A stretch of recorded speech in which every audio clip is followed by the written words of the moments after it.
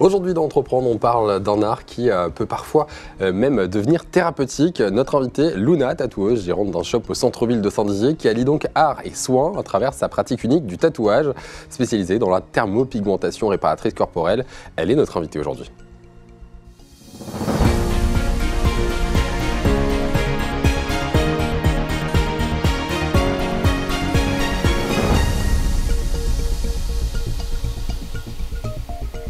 Bonjour Luna. Bonjour. Alors l'aventure a donc commencé chez vous, puis l'ouverture d'un shop à rue Émile Giraud à Saint-Dizier.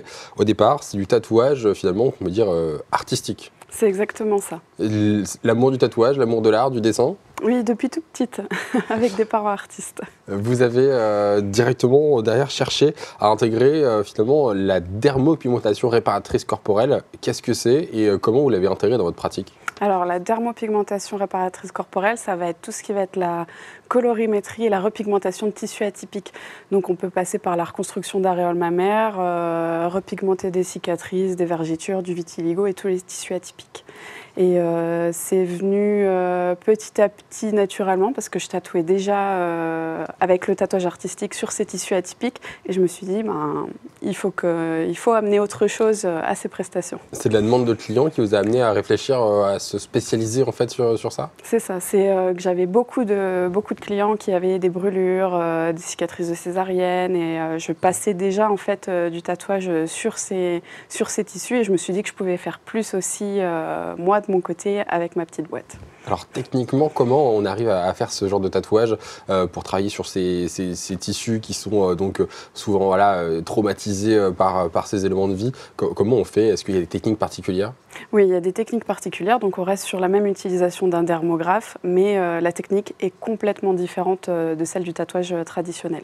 C'est-à-dire en quelques détails? On ne va pas avoir du tout la même souplesse dans le poignet, faire les mêmes gestes. Voilà, un tatouage, on va se contenter par exemple de tracer, de faire des ombrages, du remplissage, c'est des techniques, on a plusieurs techniques à chaque fois, mais là on va être dans une approche totalement différente parce qu'on ne veut pas créer quelque chose de très défini, on veut rester sur du flou parce que la peau en fait est nuancée d'énormément de couleurs et le but c'est de pouvoir toutes les mélanger, donc du coup de créer un effet très nuageux. Est-ce que la peau est plus fine ou alors c'est un mythe sur ce genre de réparation?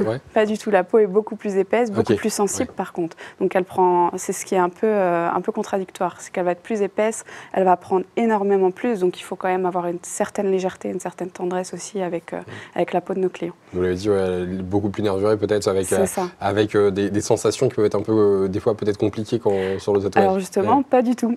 Souvent, oui, les cicatrices, on a les nerfs qui ne réagissent pas forcément en fait.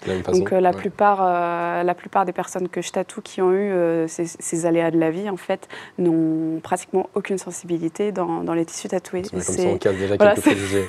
C'est ça. Il y a quand même peut-être quelques défis techniques qu'on peut avoir, peut-être même émotionnels, notamment peut-être l'après, l'avant, les personnes qui viennent vous voir, souvent des femmes qui ont justement cette envie, peut-être cette crainte. Comment ça se passe émotionnellement?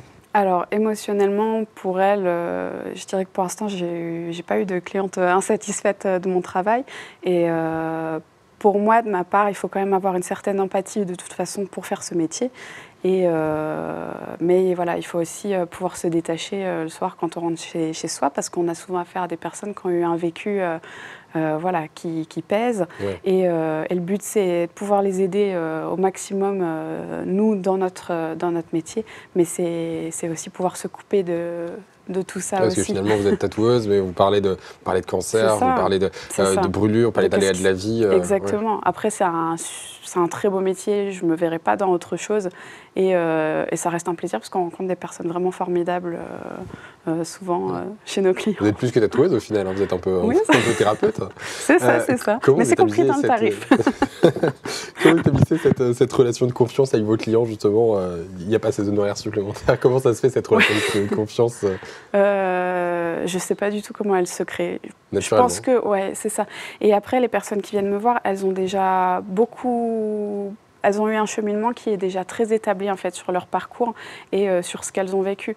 Donc j'arrive pas, voilà, quand on annonce un cancer, moi j'arrive une fois que voilà, la reconstruction a été faite souvent et qu'on cherche à se réapproprier son corps. Donc il y a quand même déjà un certain travail psychologique et physique aussi qui a été fait. Donc j'arrive bien après tout ça. Quelles sont vos ambitions maintenant pour votre salon Luna Inc, hein, qui est, donc je répète, situé à Saint-Dizier, rue Émile Giraud. C'est quoi vos ambitions aujourd'hui? C'est de l'agrandir, le déménager, ou vous êtes bien, vous continuez? Alors pour l'instant, rester dans ma Haute-Marne et près de ma Meuse, Ouais. avec beaucoup... Voilà, j'ai beaucoup d'amour pour ces départements. Je suis originaire d'ici.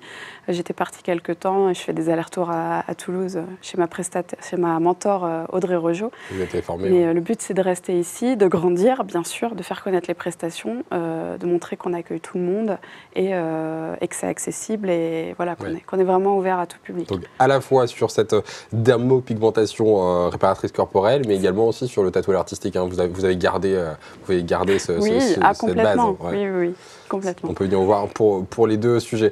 Merci beaucoup d'avoir été notre invitée, Luna. Je précise juste que vous avez été quand même prix du jeune entrepreneur à la Nuit des réussites 2024, organisée par Puissance Télévision et la Chambre de commerce et d'industrie Meuse-Haute-Marne. Félicitations pour ce titre, il faut quand même le préciser. Vous avez quand même séduit le jury à travers cette prestation de réparation. Merci beaucoup d'avoir été notre invité aujourd'hui. On se retrouve quant à nous la semaine prochaine dans un nouveau numéro d'Entreprendre.